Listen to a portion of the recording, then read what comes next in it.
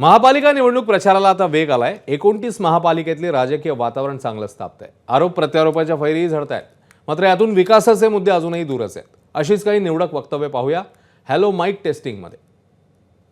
सिर्फ 5 वर्ष थी मेडिकल कॉलेज मैंने लाया अमरावती में, अब नहीं गिरती, अब नहीं गिरते। ये भगवा ऐसे ही गले में नहीं पड़ा है, ये नाम के लिए भगवा नहीं है।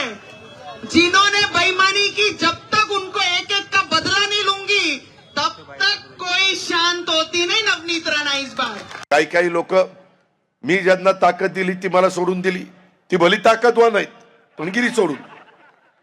त्यांच्या मुलांच्यावर काय आरोप होते हो?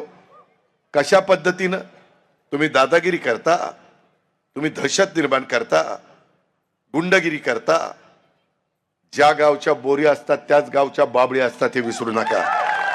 आणि मी देखील आरेला कार्य करणार आहे। मी एकतर कोणाच्या नादी लागत नाही, पण कोण माझ्या नादी लागला तर मी त्याला सोडत नाही। अजीत पवार साहब, आप ये समझ रहे कि असदुद्दीन ओवैसी से मुकाबला आपके चिचा के जैसा मुकाबला होगा? नहीं होगा। मेरा नाम असदुद्दीन ओवैसी है। तुम्हारे जैसे 56 अजीत पवार को जेब में डाल के फिरूंगा इंशाअल्लाह।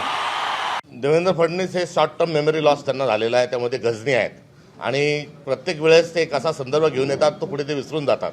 अनेक गावांमध्ये अशा स्वरूपाच्या घटना घडलेल्या आहेत, मात्र तिथे ती आपली संस्कृती आहे आणि त्या संस्कृतीच्या अनुषंगानं अनपोज होतात। काही गावामध्ये चांगलं सरपंचांनी काम केलं तर त्याला अनपोज करण्याची कुठेतरी पद्धत आहे, मात्र एक संस्कृतीला आपण संस्कृती म्हणून संबोधत असताना त्याच्या मागचा राजधर्म आशय हा समजून घेतला पाहिजे।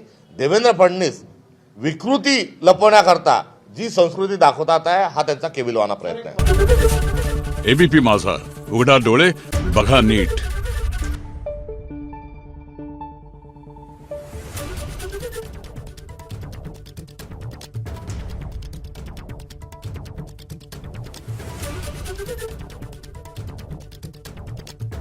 Thank you.